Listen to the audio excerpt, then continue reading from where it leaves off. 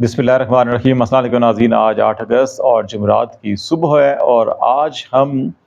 मखसूस नशिस्तों को लेकर जो इस वक्त पार्लिमान के अंदर, इलेक्शन कमीशन के अंदर, सुप्रीम कोर्ट में और फिर इस्टेब्लिशमेंट के अंदर भी जो सारे मामला चल रहे हैं, सियासत चल रही है, उसके ऊपर बातचीत करेंगे। इलेक्शन कमीशन इस सारे मामले के अंदर एक फ़रीक बनकर, बल्कि एक सियासी फ़रीक बनकर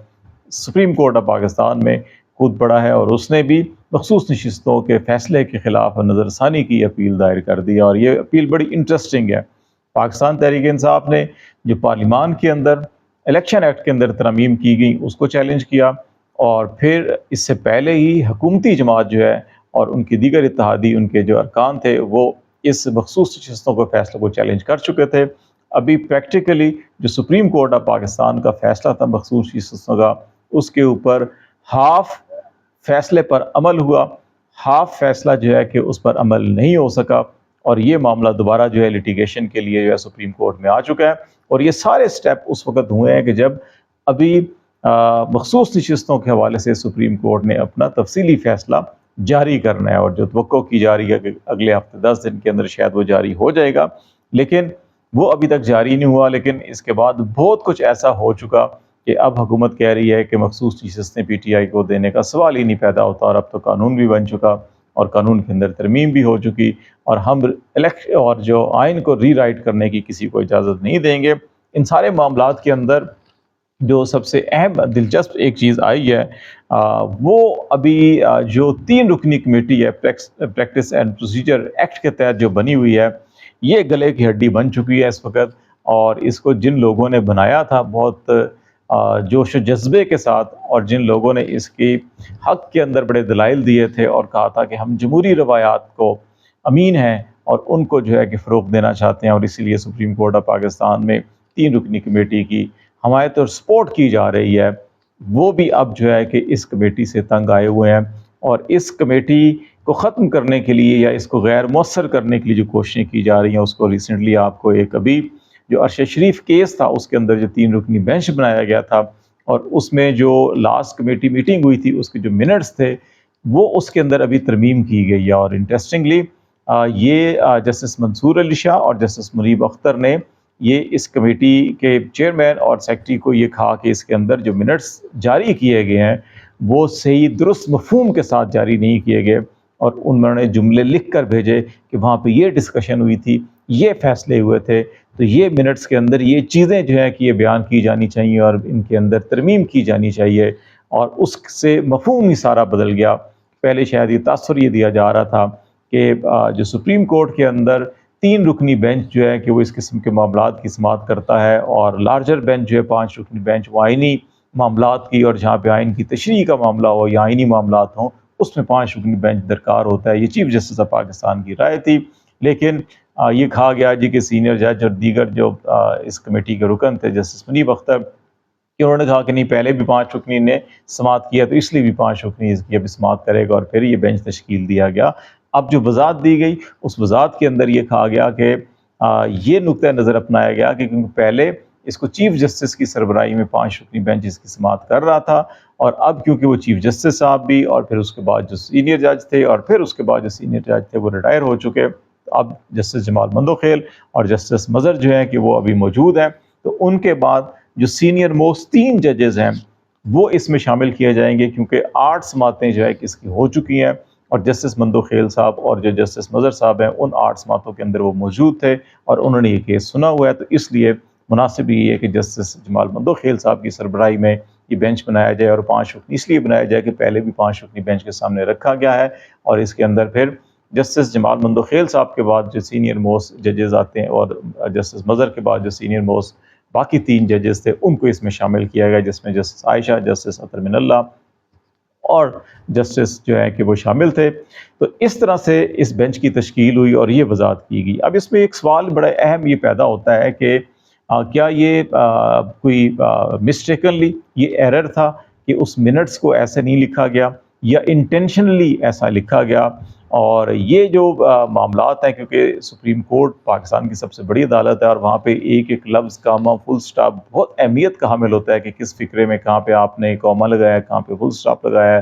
तो इससे मफ़हूम बदल जाते हैं चीज़ों के। और ये وہاں کے تمام معزز جج صاحبان بھی، وہاں کے جو افسران ہیں، جو ذمہ داران ہیں، جو منٹس تیار کرتے ہیں، جو اپروو کرتے ہیں، ان سب کو اس چیز کا معلوم ہے. تو پھر ایسی یہ کوتاہی یا غلطی کیوں ہوئی اور اس کا مقصد کیا تھا، یہ ایک بہت بڑا سوالیہ نشان ہے. اور اسی طرح سے ابھی جو ہے کہ جو سارے معاملات ہم نے کہے آپ کو کہ الیکشن کمیشن آف پاکستان نظر ثانی میں چلا گیا، اور اس نظر ثانی کے اندر بھی جو انہوں نے پلی لی ہے، ایک بڑی ایک انٹرسٹنگ چیز ہے اس کے اندر. ایک تو انہوں نے یہ کہا کہ 12 جولائی کا فیصلہ اس پہ نظر ثانی کی جائے، یہ فیصلہ واپس لیا جائے. الیکشن کمیشن آف پاکستان نے اپنی آئینی ذمہ داری جو ہے کہ وہ پوری کی، اور اس میں جو ہے کہ 39 ارکان کی حد تک فیصلہ جو ہے اس پر عمل بھی کر دیا. لیکن جہاں تک یہ کہنا ہے سپریم کورٹ کے تمام جج صاحبان کا کہ الیکشن کمیشن آف پاکستان نے انتخابی نشان بلے سے متعلق یا انٹرا پارٹی الیکشن سے متعلق جو فیصلہ تھا سپریم کورٹ کا، اس کی غلط تشریح کی، یہ جو ہے کہ ایسا نہیں ہے. الیکشن کمیشن آف پاکستان نے سپریم کورٹ کے فیصلے پر منوعاً عمل کیا ہے، یہ تشریح کی غلطی نہیں کی. اور سپریم کورٹ آف پاکستان جو ہے کہ وہ آرٹیکل 218 کے اندر مداخلت نہیں کر سکتی. یہ وہی موقف ہے جو پارلیمان نے کہا کہ آئین سازی یا قانون سازی ہمارا اختیار ہے، اور سپریم کورٹ جو ہے کہ وہ آئین کو ری رائٹ نہیں کر سکتی. تو یہاں پہ الیکشن کمیشن نے یہ موقف اختیار کیا کہ ہمارے جو دو آرٹیکل 2018 کے تحت اختیارات ہیں ان میں سپریم کورٹ مداخلت نہیں کر سکتی. ایک طرف الیکشن کمیشن نے یہ کہا کہ ہم نے کوئی تشریح فیصلے میں غلطی نہیں کی، اور دوسری طرف اپنی پریئر میں اور موقف میں اپنی درخواست میں یہ بھی کہہ رہے ہیں کہ الیکشن کمیشن نے اگر فیصلے کی تشریح کی غلطی کی ہے تو یہ معاملہ، کیونکہ election commission of Pakistan constitutional body ہے، تو اس کو واپس بھیج دیا جائے، اس کو واپس ریمانڈ کیا جائے. تو یہ اس کے اندر کنٹراڈکشن بھی نظر آتی ہے. دوسری طرف پی ٹی آئی نے جو پارلیمان کے اندر قانون سازی کی گئی، الیکشن ایکٹ کے اندر ترمیم کی گئی، اس کو chairman P T I barrister گور نے چیلنج کر دیا. سلمان اکرم راجہ ان کے وکیل ہوں گے، اور اس میں بھی اس قانونی ترمیم کو کالعدم قرار دینے کے لیے اور غیر قانونی قرار دینے کی جو ہے استدعا کی گئی ہے، اور یہ کہا گیا ہے کہ مخصوص حصے دیگر جماعتوں کو دینے سے روکا جائے، اور یہ ان کا کوئی قانونی اور آئینی حق نہیں بنتا. متناسب نمائندگی یہ منافی ہوگا اگر کسی جماعت کو اضافی سیٹیں دی جائیں گی، اور یہ پی ٹی آئی کی نشستیں بنتی ہیں اور انہی کو نشستیں دی جائیں، کیونکہ پی ٹی آئی نے اس سے پہلے بھی جب انتخابی نشان بلہ لیا گیا تھا اس سے پہلے بھی فہرستیں جمع کروائی تھیں، اور ابھی بھی مقررہ سپریم کورٹ کے فیصلے کے مطابق اپنی فہرستیں جمع کروا چکے ہیں. تو یہ معاملہ جو ہے کہ اس وقت یہ پہنچ چکا ہے. اب یہ معاملہ جو ہے کہ سب سے اہم معاملہ یہ 184(3) کے تحت چیلنج کیا گیا ہے، اور یہ چیز بھی جو ہے کہ سپریم کورٹ کی اسی پریکٹس اینڈ پروسیجر ایکٹ کے تحت 3 رکنی جو کمیٹی ہے اس کے سامنے ہوگا، اور وہ اس پہ اب بینچ تشکیل دے گا کہ اس کے اوپر بینچ جو ہے کہ 5 رکنی ہونا چاہیے، فل کورٹ ہونی چاہیے، یہ کیا معاملہ ہونا چاہیے، اس کے اوپر بھی جو ہے یہ فیصلہ ہوگا. اور اس وقت جو ہے کہ ہماری اطلاعات کے مطابق جو سپریم کورٹ کی پریکٹس اینڈ پروسیجر ایکٹ کے تحت 3 رکنی کمیٹی ہے، اس کا اہم ترین اجلاس جو ہے وہ آج طلب کیا گیا ہے. اور اس کے اندر ایک بار پھر جو ہے کہ یہ معاملہ جو نظر ثانی کی درخواست ہے وہ بھی اس سے پہلے بھی اگرچہ 2 معزز جج صاحبان اس کمیٹی کی یہ کہہ چکے ہیں کہ جب تک تفصیلی فیصلہ نہیں آتا اس وقت تک جو ہے کہ یہ نظر ثانی کی درخواست جو ہے وہ نہیں لگائی جائے گی. اور دوسرا چھٹیاں بھی اس وقت ہیں اور جج بھی اویلیبل نہیں ہے. تو ابھی یہ دیکھا جائے گا کہ اگر تمام جج اویلیبل ہیں اور اگر چھٹیوں کے اندر ہی تفصیلی فیصلہ آ رہا ہے تو ہو سکتا ہے کہ اس نظر ثانی کی درخواستوں کے اوپر جو ہے کہ وہ کوئی تاریخ مقرر کر دی جائے سماعت کے حوالے سے. اور دوسرا معاملہ جو ہے کہ اس وقت یہ بھی دیکھا جائے گا سپریم کورٹ کے اندر کہ کیا یہ جو عمل درآمد کے حوالے سے compliance report election commission of Pakistan سے مانگی تھی، کیا ان کی درخواست اور یہ پٹیشن جو ہے یہی موقف کافی ہے کمپلائنس رپورٹ کے حوالے سے، اور اگر کمپلائنس نہیں ہوا تو کیا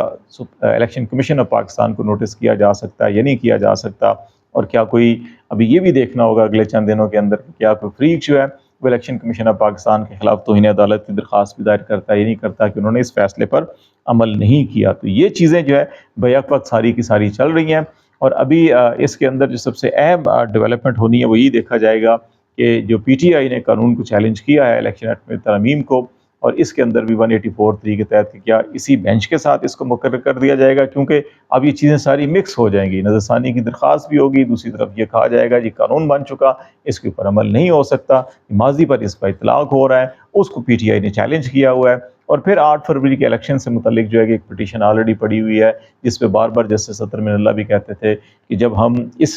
پٹیشن کے اوپر فیصلہ کر رہے ہیں تو ہمیں 8 فروری کی جو پٹیشن آئی ہے الیکشن سے متعلق اس کے اوپر بھی فیصلہ کرنا چاہیے اور فل کورٹ کو سننا چاہیے تاکہ یہ سارے کے سارے معاملات جہاں سے شروع ہوئے تھے ان کو ایڈریس کیا جائے. تو ابھی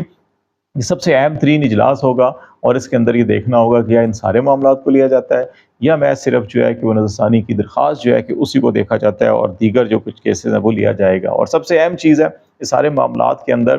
قاضی فائزہ صاحب کی سربراہی میں آج شریعت اپیلیٹ بینچ کی سماعت ہوئی، 5 رکنی یہ بینچ تھا، اور اس میں ایک مقدمے میں جس میں قتل ثابت ہوا اور قتل کے مجرم کو سزا دی گئی، اور یہ 27 سال پہلے اپریل 1997 میں خانے وال کا یہ کیس ہے، وہاں سے ایک ملزم محمد اکرم کو گرفتار کیا گیا تھا اور پھر وہ جرم ثابت ہونے پر اس کو سزا دی گئی تھی۔ 2018 میں فریقین کے اندر راضی نامہ ہو گیا، صلح ہو گئی، اور اس کے بعد جو مقتول فیملی تھی انہوں نے جو ہے کہ محمد اکرم کو جو ہے معاف کر دیا، اور ابھی اس کی جب اپیل لگی تو اس اپیل میں محمد اکرم کو بری کر دیا گیا، اور قاضی فائزہ صاحب چیف جسٹس صاحب نے بڑی عدالت کے اندر مجرم محمد اکرم جو قاتل تھا اس سے معافی مانگی، معذرت کی کہ ان کو انصاف میں تاخیر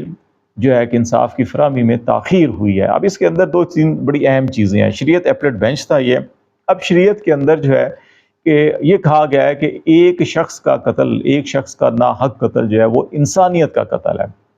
یہ ہماری قرآنی تعلیمات ہیں، یہی ہماری رسول پاک صلی اللہ علیہ وسلم کی جو سیرت مبارکہ ہے اس سے بھی ہمیں یہی درس ملتا ہے۔ ایک شخص جس نے قتل کیا اس کو سزا بھی ہوئی، تو ایک شخص جو قتل کرتا ہے وہ انسانیت کا قتل کرتا ہے، اس کے مترادف ہے۔ اب اسی فیصلے کے اندر ریمارکس دیتے ہوئے چیف جسٹس صاحب نے یہ بھی کہا کہ قتل کے مقدمات کے اندر راضی نامے میں بہت سے ایسے فیصلے ہیں جس میں راضی نامے کو تسلیم نہیں کیا گیا، کیونکہ اس میں ریاست جو ہے وہ فریق ہوتی ہے اور ریاست نے انصاف فراہم کرنا ہوتا ہے، اور سم ٹائم جو ہے کہ متاثرہ فریق جو ہوتے ہیں ان کے اوپر اثر و رسوخ استعمال کر کے صلح نامے کیے جاتے ہیں۔ کچھ جگہوں کے اوپر عدالتوں نے ایسے راضی نامے تسلیم کیے ہیں، تو یہ ڈیٹیل ججمنٹ کے اندر اس کے جو ہے ریفرنس سارے لکھے جائیں گے، لیکن یہ معافی نامہ جو ہے، یہ معافی مانگنا جو ہے کہ یقینی طور کے اوپر اگر انصاف کی فراہمی میں کسی کو تاخیر ہو اور وہ بے قصور ہو اور اس نے جو ہے کہ جیل کاٹی ہوئی ہو اور وہ کئی مہینوں سے سالوں سے جیل میں ہو، ابھی ہم دیکھ رہے ہیں کہ پچھلے 2-3 سالوں سے کئی لوگ جو ہے صرف اور صرف سیاسی پولیٹیکل وکٹمائزیشن ہو رہی ہے، ان کے خلاف کوئی کیس نہیں، کوئی چلان پیش نہیں ہوا، کوئی تفتیش مکمل نہیں ہوئی، اور بے شمار ایسی خواتین ہیں وہ بھی کئی مہینوں سے جیلوں میں ہیں، ان کے کیسز کے اوپر جو ہے کہ وہ کوئی سنوائی نہیں ہو رہی۔ سپریم کورٹ کے اندر ہی ملٹری ٹرائل جو کیس ہے اس کی بھی ابھی زیر التوا ہے، اور وہاں پہ اگر کسی کو سال سزا ہونی ہو تو وہ ان کو 7 سال ہو گئے اریسٹ ہوئے لوگ ہیں اور اس کے اوپر ابھی تک فیصلہ نہیں ہو رہا۔ تو ایسے حالات میں ایک طرف یہ صورتحال ہے، اور دوسری طرف جو ہے کہ جو ایک جرم ثابت ہوا، جو قاتل ثابت ہوا، اس جرم کے ثبوت ثابت ہونے پر اس کو سزا دی گئی، اس کو جو ہے کہ یہ کہا جا رہا ہے کہ آپ کا 2018 میں راضی نامہ ہو گیا تھا اور اب ہمیں جو ہے کہ ہم اس اپیل کو نپٹا رہے ہیں تو ہم معذرت چاہتے ہیں۔ معذرت کرنی چاہیے، لیکن یہ بھی دیکھنا چاہیے کہ معذرت کا حقدار کون ہے، اور جینون جو حقدار ہیں جن کے خلاف کوئی ثبوت نہیں، کوئی گواہ نہیں، کوئی جو ہے کہ چالان ابھی تک پیش نہیں کر رہی، اور استخاصہ جو ہے کہ وہ تفتیش نہیں مکمل کر رہا کیونکہ ابھی تک وہ 1 سال 1.5 سال گزرنے کے باوجود ثبوت اکٹھے نہیں کر سکے۔